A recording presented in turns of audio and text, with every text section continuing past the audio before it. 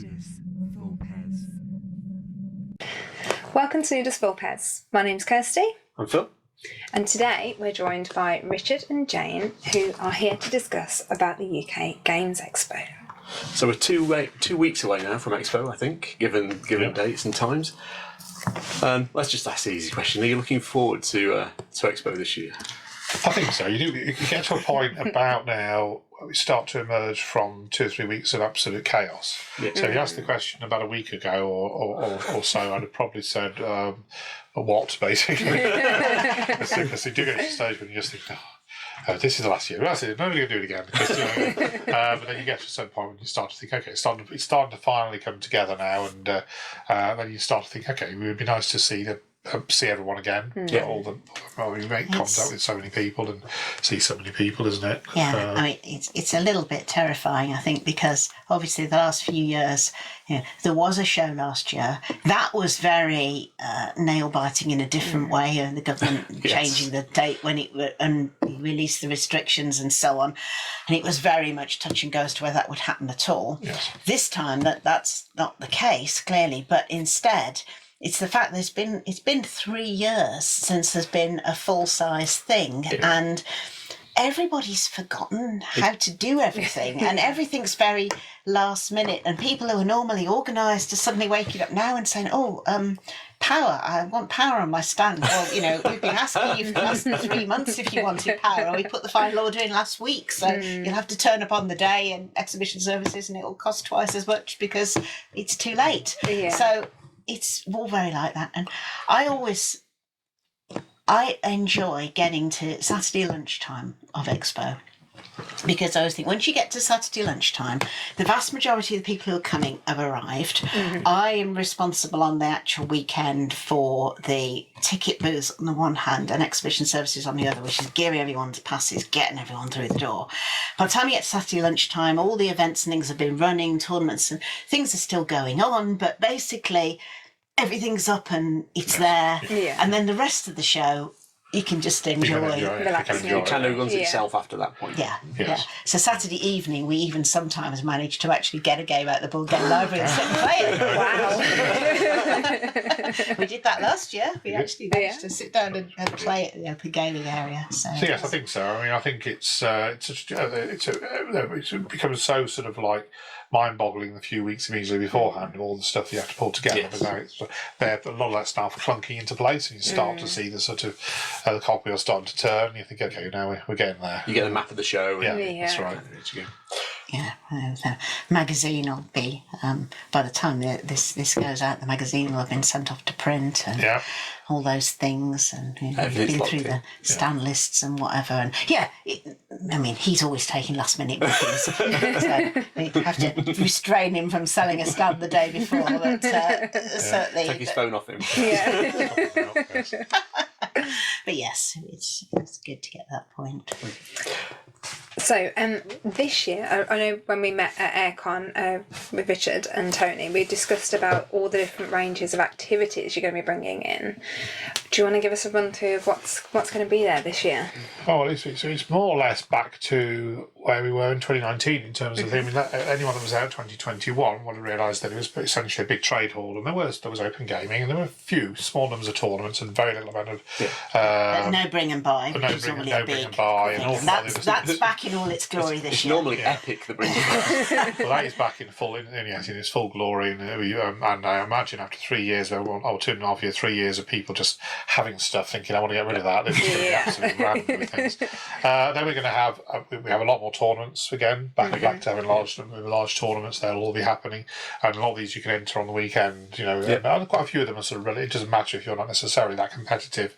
Yes, you're going to have the real competitive guys that are good, or ladies that are going to win probably, but you never know. It might be your lucky day.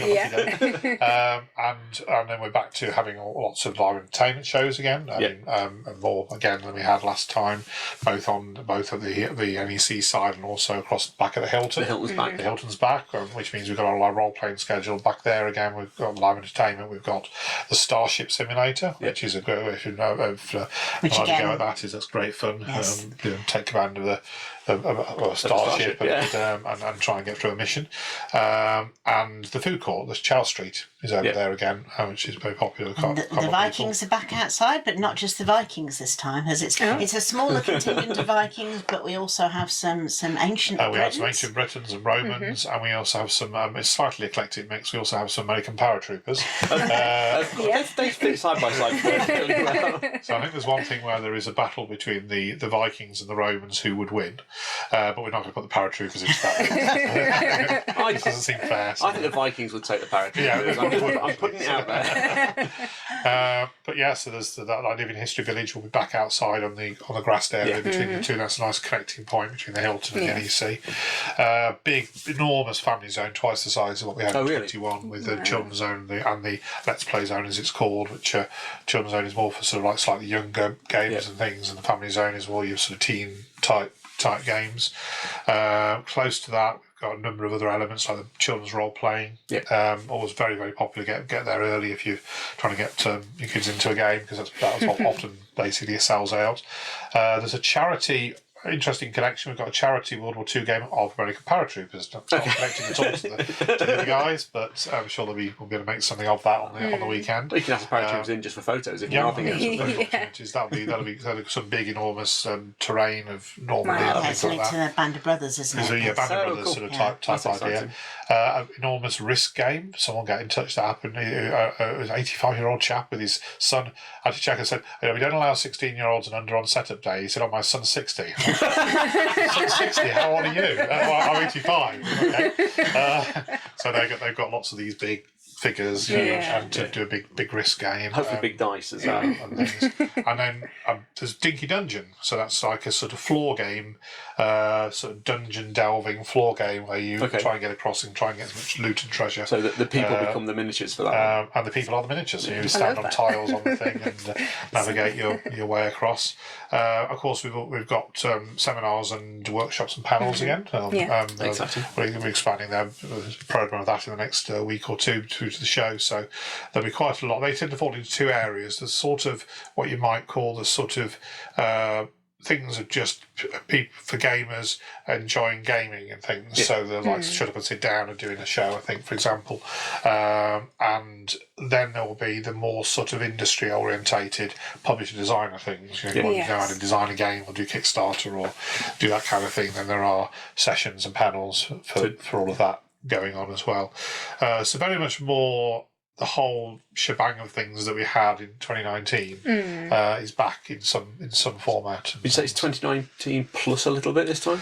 Well, interestingly, when we started this whole year off, if we get back to 70% to 2019, I think we're talking aircon. That's what you're looking for. Bearing in mind that last year was about 40%. We'd feel pretty good. But in fact, we have almost sold out of the space that we've mapped in the halls. There's a couple of areas we deliberately decided to void off and things, but I think we're going to have more total square meterage of exhibitors than we had in 2019. More total exhibitors. So in fact, yes, more than that. And that's even allowing for the fact that there are a few of the larger overseas ones who still can't come this time. Yes. Because there were a lot, the last show, there were a lot of new smaller traders who have come back, and then in addition more new people, because one thing that all these lockdowns and so on did is obviously lots of people finally got round to making that game. So exhibit and ticket wise, you sort of have to wait. Now Jane mentioned lunchtime Saturday, and it's not really, you have to get to that point before you really quite know.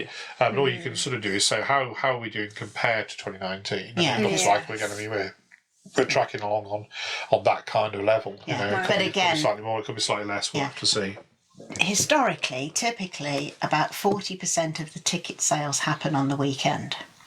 So it's always a lot of people who just turn up on the day. Last year, practically nobody turned up on the day, but that was understandable because there were all sorts of reasons as to why that was the case. So this year we're tracking along on 2019, but then there's this big 40% that come at the end. And of course this year we've got the added complication of the Jubilee. Yeah, the Queen's got in your way. And so, did you not speak to her? Well, she did this twice to us, She did it 10 years ago. But thought she would have learnt last time. It's very much a double-edged sword, because on the one hand it now means that the whole of the show, so Thursday setup day, as well as the 3 days, are now bank holidays and weekends. So for myself or for my daughter, neither of us have had to take any holiday time in order to come along to the show because it fits in that. And most of the public, I mean, obviously people are having Jubilee celebrations, but most of those are doing them on particular days. There aren't many that are actually running throughout the whole thing because it's a bit different for exhibitors and they need to be there for the whole show. And so there are some exhibitors who've not been able to come or who have come in a smaller way because of difficulties staffing the thing and other commitments from that. And the same with volunteers. There are some people regular volunteers who've not been able to come this year because of that. It's understandable.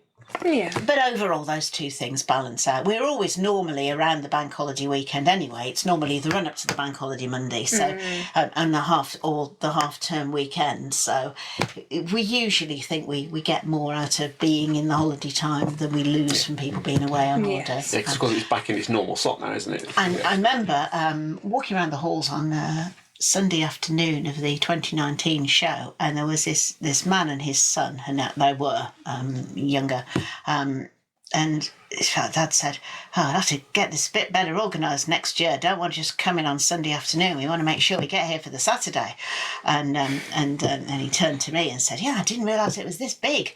He said, we've been away for the week. We just came back so we could pop in on Sunday, but next year we'd have to move it so we can come. Of course, that was then 2020, which didn't happen.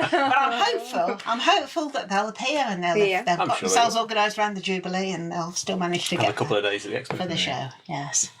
One of the things I really liked last year at the Expo was, and I know it was partly due to the size, but it felt like a lot of smaller independent publishers, or we talked about first time games as well, with there and more prominent and more on display than they have been in the past. You feel like do you feel like a larger Expo might lose a little bit of that, or do you feel like you've managed to capture the halls in such a way that there's going to be that kind of feel? I mean, we're always very keen on all of those little indies, and so that's why we have the star stands and things to encourage as many of those as possible, and we try and get them all in. We don't sort of deliberately stick them in the back of the hall, If people book early enough, there's the key. There's the key thing. Book early enough. Because if they come in early in the cycle, there's a very good chance they'll end up in a reasonable position and things. Of course, if you're booking in sort of like the middle of May, you get what you get. And that's the same whether you're a first time person or whether you're trying to get a bigger stand, because there's only so much space left, and obviously all the best spots will have gone. So I think we will have a lot of those indies. We know we've got a lot of those again. That's hoping they'll have a good time. And Richard does spend an awful lot of time making sure that the maps and so on, that you don't have people on stands down aisles that go nowhere. Don't have dead ends and people stuck behind in the middle of nowhere. So we do put a lot of effort in on that, because we have been to shows in the past and this is where the fact that we have our own little games thing as well helps, because we have stands at other shows, and we have had the year when we were at a stand and opposite us there was a blank wall with a door that didn't go anywhere, and then on the one side there was just the back of somebody's stand that was just plain walls, and then on the other side we had somebody it was a bar or something, but it was again the back of it. And there was no footfall at all. So we've been there, we try and avoid that. So the little guys, they are they're not shoved out into the night, and there's a lot of them, and they're what makes the interest, I think, and one of the things that people come for is to see unusual things that you can't get by going into a game store, and you wouldn't know where to look online for, because they're there. I mean, a lot of people that were at the show last year, some of the littler guys, they came over to me on Exhibition Services or whatever and said, this has been great, but next year all the big guys are back. Is there any point me even coming? I said, next year is when you absolutely have to come, because this year you were here, people have come to your stand. They will come back and look for you next year. If you're not there next year, you've blown that, and then you've got to start building it up again. So absolutely, be there. They came in the best year possible for them, and they've got to build that reputation, and absolutely build that name for themselves. Because again, we know people do come back. They come back to the places they've been before. They come and see what's happening with stuff. If they've seen a Kickstarter, they'll come back and see what did the final version look like, and so on, and follow that through.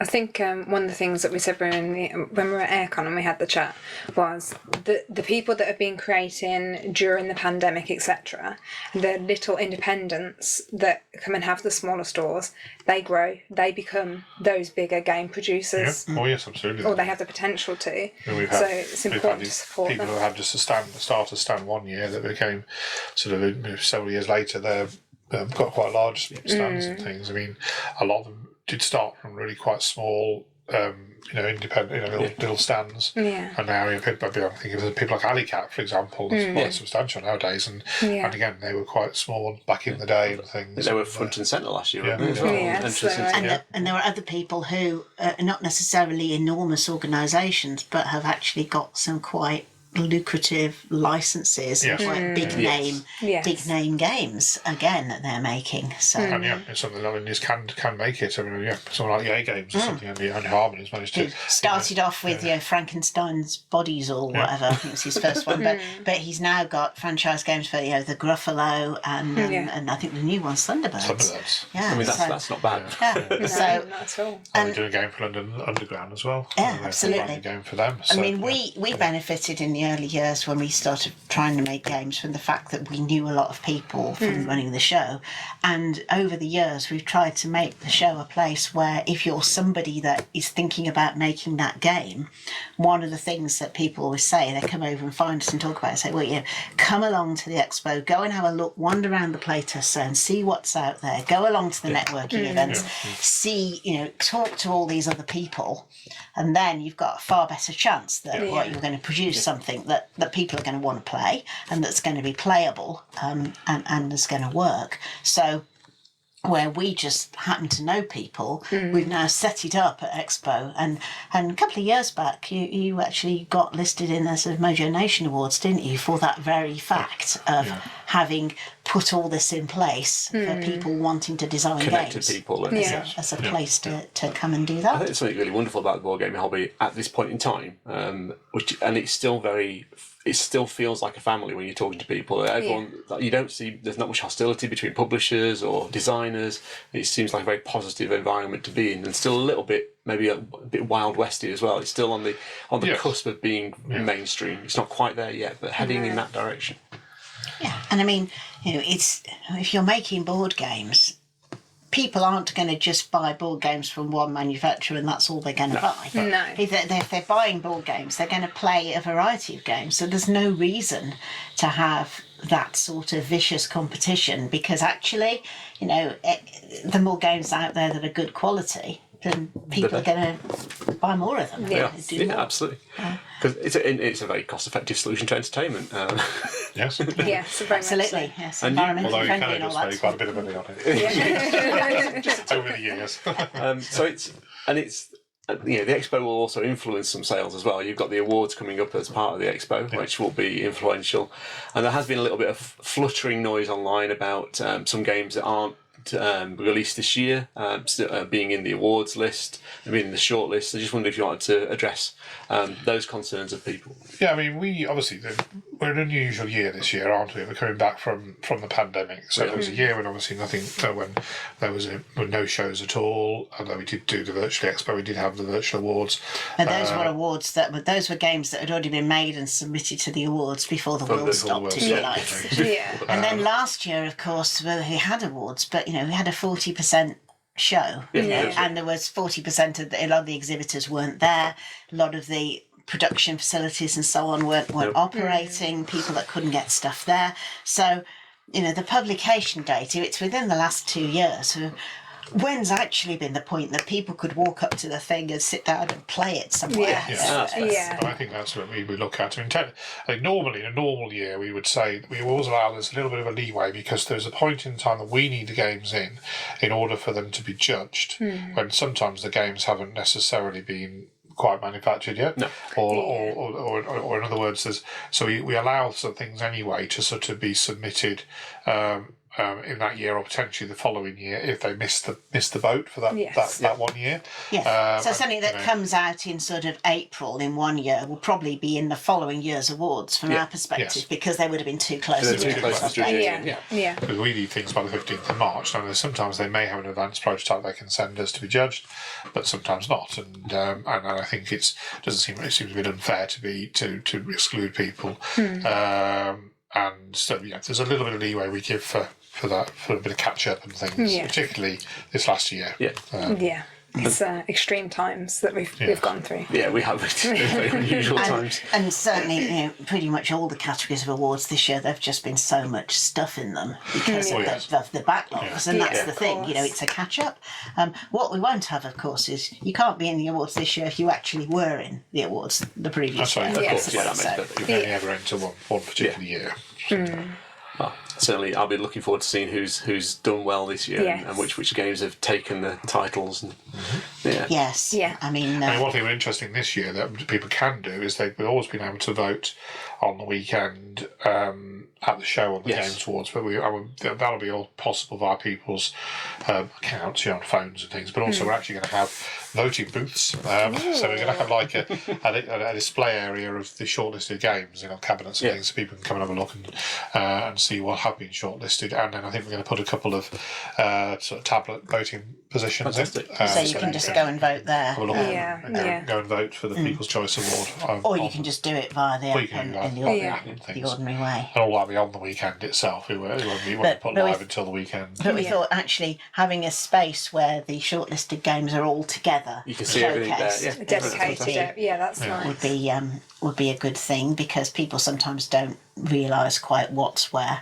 From that point of view.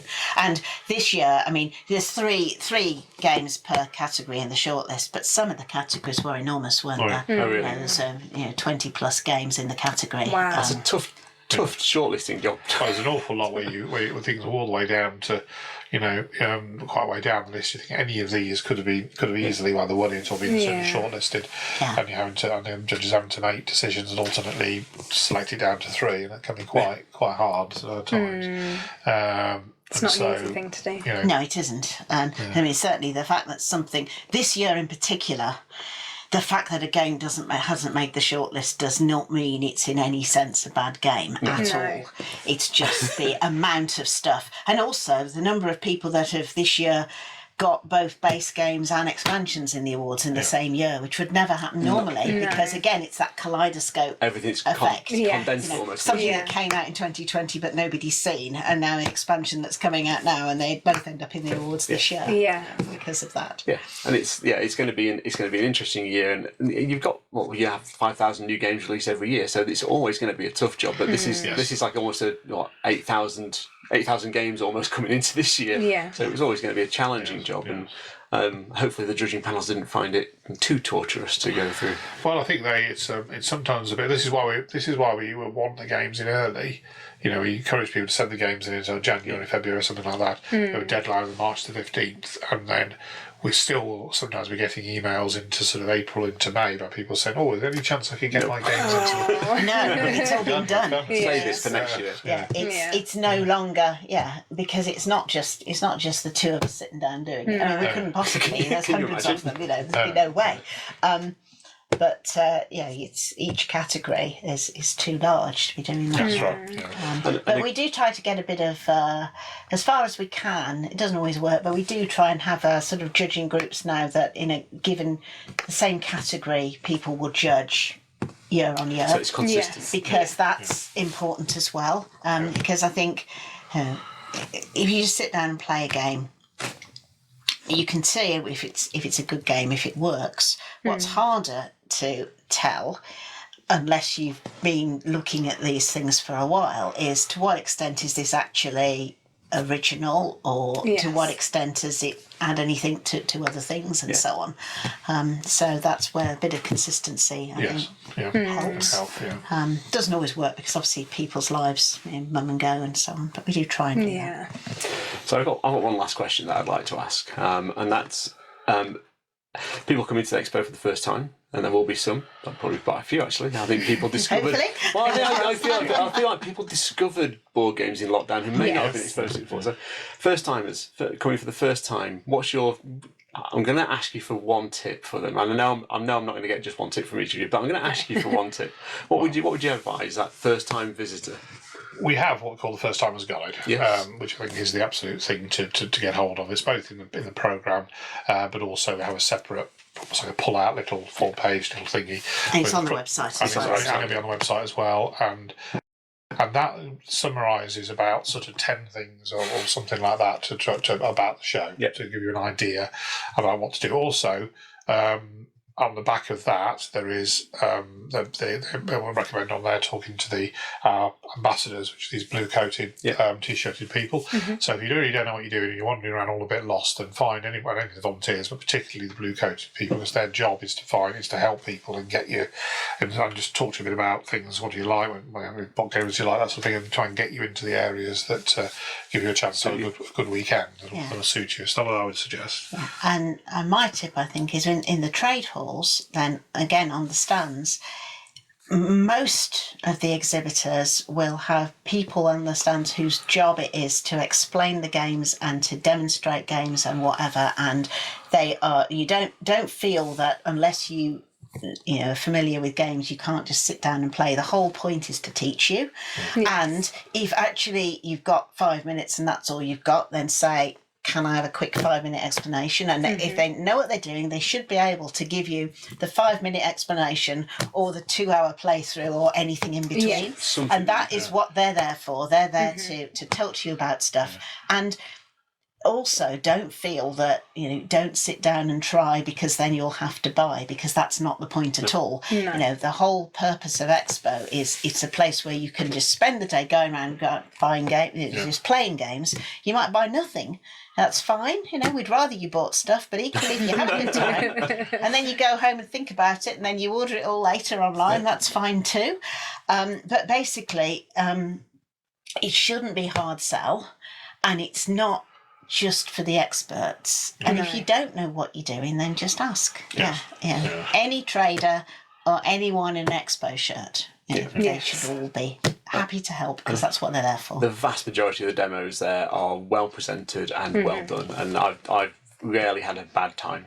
I won't say I have never had a bad time on a demo, sit-down demo, but rarely had a bad time. Is there anything else you'd like to add into the mix for Expo?